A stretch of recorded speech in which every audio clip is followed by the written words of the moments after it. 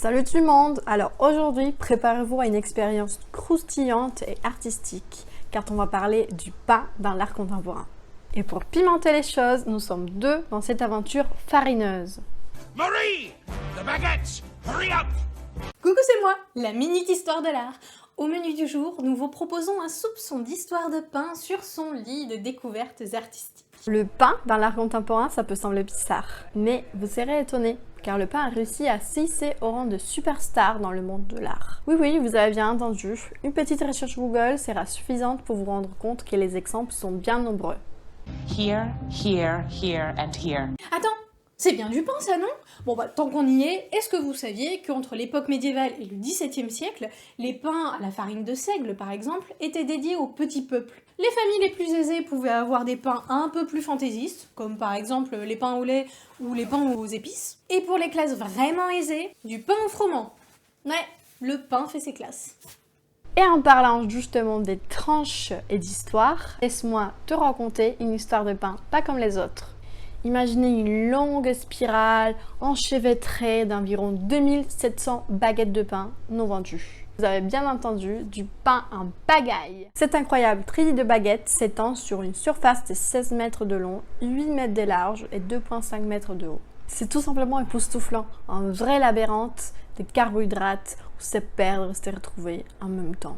Bla bla bla bla. Psst, c'est au début du XXe siècle que la baguette apparaît. Son nom serait né en 1904 pour qualifier le pain parisien. Par contre, Yannette, est-ce que tu peux m'expliquer pourquoi il y a autant de baguettes dans cette abbaye, s'il te plaît? Eh bien, l'artiste a puisé son inspiration dans l'histoire et le contexte médiéval de l'abbaye elle-même. On est dans une salle tellement classe et remplie d'histoire que Jacob a décidé de se la jouer rebelle en ajoutant sa propre touche. Il a construit une deuxième architecture, pas pour rivaliser, mais pour se faire une petite place au milieu de tout ça. C'est de l'art qui s'impose, mais sans se prendre trop au sérieux. Un peu comme nous, finalement. Exactement! Quoique, je prends quand même très au sérieux l'histoire du pain. On a d'ailleurs retrouvé à Pompéi un pain fossilisé. J'en ai partout. Les pains étaient plutôt sous forme de miches à partir de plusieurs céréales différentes. De blé, de froment, de seigle, mélangés à de l'huile d'olive, de l'eau, de la levure ou du levain au bout d'un moment. Et oui, vous ne rêvez pas, je suis en train de préparer une pâte à pain. Vous retrouverez la recette complète dans la description, là en bas. Là. Mais vas-y Yannette, continue pendant que je touille ma pâte. Merci Romane. Là, attention, parce qu'on est face à une installation super fragile. C'est comme un château de cartes géant, sauf que les cartes, c'est des baguettes de pain. Si vous toussez trop fort, tout risque de s'effondrer. On vous conseille de vous tenir tranquille pour ne pas finir enseveli sous une avalanche de pain rassis. En parlant de pain rassis, vous saviez qu'il existe plusieurs moyens de réutiliser votre pain? Le pain perdu, ou alors le transformer en farine pour refaire de nouveaux pains par exemple. Au XVIe et XVIIe siècle, les boulangers inventent, grâce à la levure de bière, des petits pains dits de mode. Mais sachez que depuis l'Ancien Régime, les Français sont connus pour leur pain très blanc. Et on ne s'arrête pas là.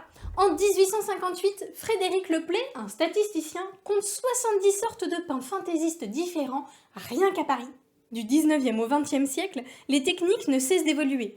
Plusieurs variétés de blé, tamisage, levage, pétrissage, cuisson, les recettes sont de plus en plus élaborées.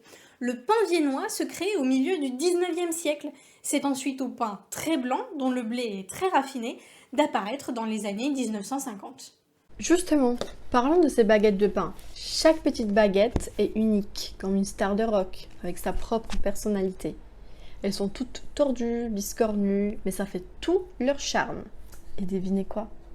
À la fin de l'exposition, on va tous balancer ces baguettes de pain. On va les jeter comme ça, poubelle directe. Mais non, je rigole. Les baguettes étaient déjà destinées à la poubelle de base. Et après l'expo, elles ont été données à des fermes, normalement. C'est pas du gaspillage, c'est de l'art engagé.